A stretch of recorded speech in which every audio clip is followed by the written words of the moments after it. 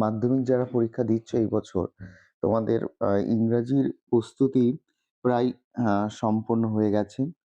আ আশা করি তোমরা ভালোই পরীক্ষাটা অ্যাটেন্ড করতে পারবে। এছাড়াও বিভিন্ন পরীক্ষা যারা দাও, তাদের সবথেকে গুরুত্বপূর্ণ একটা ভার্ব যেটা ফ্রেজাল ভার্ব, এটা কিন্তু খুবই একটা গুরুত্বপূর্ণ আ জায়গা। অনেকে গ্রুপ ভার্ব বলে।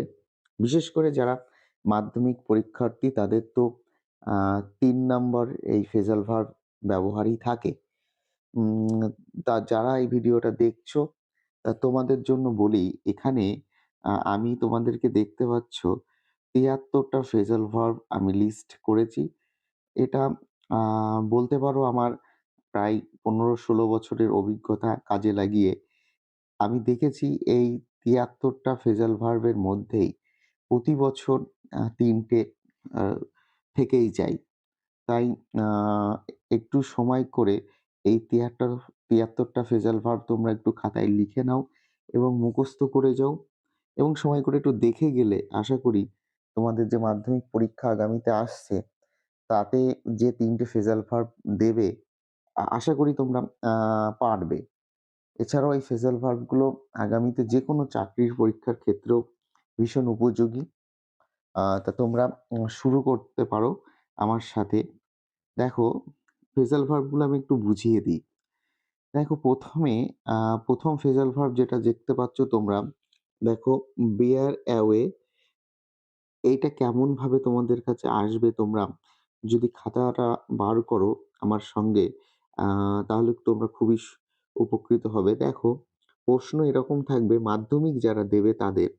আম দে ওন দ্য ম্যাচ, এই ওন এর তলায় আন্ডারলাইন করা থাকবে।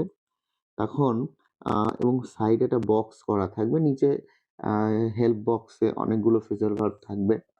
তোমরা জানো ওন মানে হচ্ছে জয়লাভ করা। তাহলে তার ফ্রেজাল ভার্বটা এখানে দেখতে পাচ্ছ বেয়ার অ্যাওয়ে। তার মানে তোমরা ওখানে শুধু আ বেয়ার অ্যাওয়ে লিখলেই কিন্তু হবে না। তোমাদের ওনটা উইন এর কোন ফর্ম অর্থাৎ পাস্ট ফর্ম তোমার এখানে বেয়ার অ্যাওয়ে এর পাস্ট ফর্মটা কিন্তু বসাতে হবে। তাহলে চলো এক, এক করে দেখে নিই। বেয়ার অ্যাওয়ে উইন, তারপরে উইন মানে এটা হচ্ছে জয়লাভ করা বা জেতা। বেয়ার উইথ, যার ফ্রেজাল ভার্ব হবে টলারেট। ফেইলস যদি থাকে তাহলে ব্রেক ডাউন। এন এন্টার যদি থাকে ব্রেক ইন আর ইনটু, যেকোনো একটা তোমরা ব্যবহার করতে পারো, ব্রেক ইন বা ব্রেক ইনটু। তারপরে দেখো অ্যাপিয়ার মানে আবির্ভাব, এটা ব্রেক আউট হবে। পাবলিশ মানে প্রকাশ করা বা অ তোমাকে ছাপানো এগুলো যদি হয় ব্রিং আউট করতে হবে। কজ মানে ঘটা, এখানে কজ মানে হ্যাপেন কে বোঝানো হচ্ছে। কজ মানে ঘটা, মানে যেটা তোমরা বলতে পারো ব্রিং অ্যাবাউট। রেস্টোর তোমরা জানো যেটা আছে পুনরুদ্ধার করা, সেটা ব্রিং রাউন্ড। রেয়ার, মিট, এইভাবে আমরা প্রত্যেকটা ফ্রেজাল ভার্ব আমরা কিন্তু এখান থেকে দেখে নিতে পারি। তোমরা ভিডিওটাকে পজ করে, করে খাতায় লিখে নিয়ে তোমরা কিন্তু এটা লিখবে। আল্টিমেটলি এই বছর সবথেকে গুরুত্বপূর্ণ যেটা সেটা হচ্ছে কি ফ্রেজাল ভার্ব গুলো একটু বুঝে তোমরা যদি লেখো তাহলে আশা করি তোমরা ফুল নাম্বার পাবে। তাহলে আ তোমরা এটা দেখে নিও এবং এই চ্যানেলটা ফলো করো। লাস্ট মিনিট সাজেশন আমি এই চ্যানেলে পোস্ট করছি।